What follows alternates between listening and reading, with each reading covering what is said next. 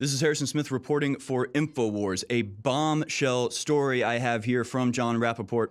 Hillary never had a State Department email address. All emails were sent to her at her private, unsecured email. So this actually comes from a story posted in the New York Post on January 31st, 2016. How did this fly under the radar? Well, it's because the media is only interested in covering up the truth and not exposing things that might damage them. And by them, I mean the deep state, of which the media is an integral part. The State Department is lying when it says it didn't know until it was too late that Hillary Clinton was improperly using personal emails in a private server to conduct official business, because it never set up an agency email address for her in the first place, the department's former top watchdog says. Howard J. Krongard, who served as State Department's Inspector General from 2005 to 2008, says that this was all planned in advance to skirt rules governing federal records management. Yes, obviously. And this is the question that is always forgotten when discussing the email investigation, when discussing the Russia investigation. All of this started with Benghazi. All of this was revealed with Benghazi. The point of having an off-site email server is not so you can have an off-site email server. It's so you can avoid FOIA requests. It's so you can avoid record laws. It's so you can do criminal things without it being on any official documents. That's why these email servers were set up, to give Hillary Clinton and her cronies complete control over the information that existed on them. And that's a level of control that they would not have if they were using the system set up by the State Department, which automatically is tied into the record system of the United States government, a very important tool for keeping our government truthful.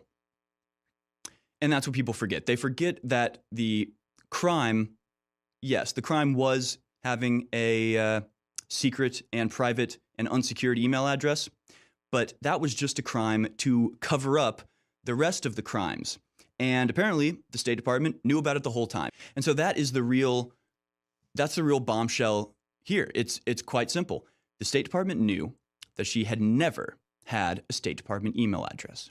They knew from day one that she would be doing all of her business on an unsecured, inaccessible server, of which she had absolute control and could delete any compromising information without even the knowledge of the overseers, that is, the people of the United States government.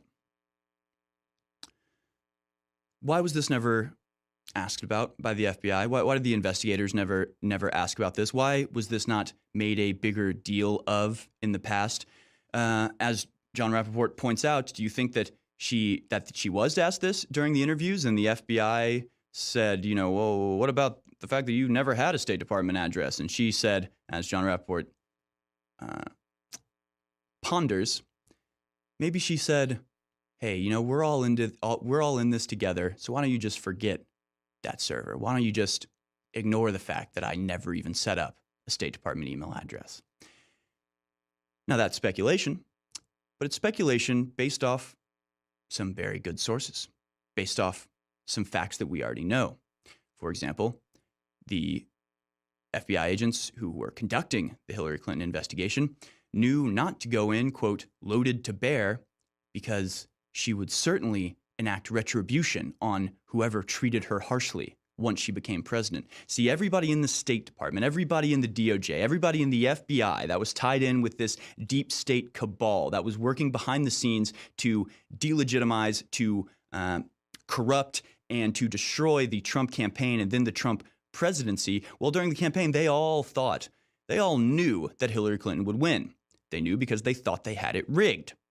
Well, they didn't. The will of the American people broke through. But at the time, they were sure that their next boss was going to be Hillary Clinton. So the way they treated her was the way that you treat somebody who, in just a few months' time, will have absolute control over your entire life. They treated her with kid gloves. They treated her like royalty. They treated her like she had done nothing wrong, likely because the crimes in which she was involved implicated the very people investigating her, the very people in charge of bringing justice to this blatant criminal, Hillary Clinton.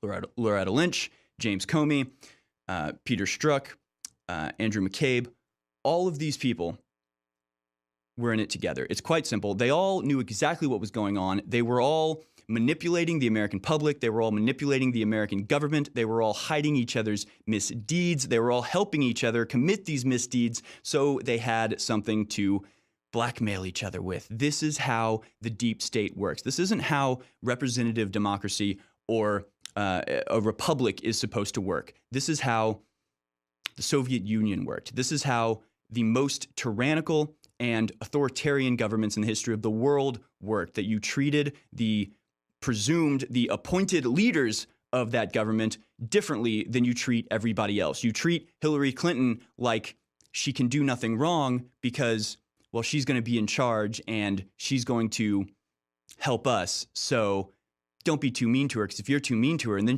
she becomes president, she's going to fire you. And your entire life is wrapped up in the idea that you're an FBI agent or that you're the director of some intelligence committee.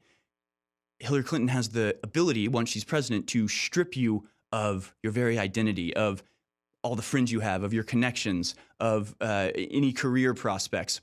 She can do that to you. And so you better treat her nicely, because, yeah, she committed crimes. Yeah, she rigged the primaries. Yeah, she basically sold out the American government the American people every chance she got for personal gain and for globalist maxims. Yeah, she did that. But, so did we. So did we. So you better be nice to her. Or, yeah, but she's gonna be in charge. So let's just ignore all that. Let's not do our job. Let's not find justice. Let's not punish criminals. Let's not bring down one of the most corrupt, destructive, and evil people to ever hold a powerful position in the United States government. Let's not do any of that. Let's cover up. Let's let her get away. Let's give immunity. Let's destroy her evidence. Let's forget the fact that she never had a State Department email. Let's just put on a nice little puppet show for the American people to try to get them to calm down and to try to hide the truth from them, so maybe they'll do what we want. That is the mindset of the deep state. That's the mindset of Hillary Clinton. That's the mindset of James Comey. And it's so good to see them fail.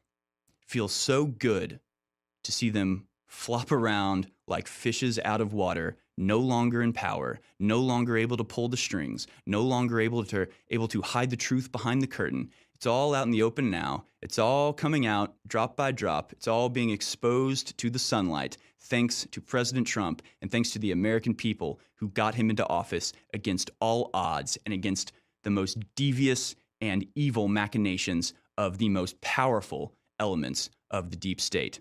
We did it. We got Trump into office, and it hasn't happened yet, but I still hold out hope that one day we will see justice for Hillary Clinton. For Infowars.com, this has been Harrison Smith.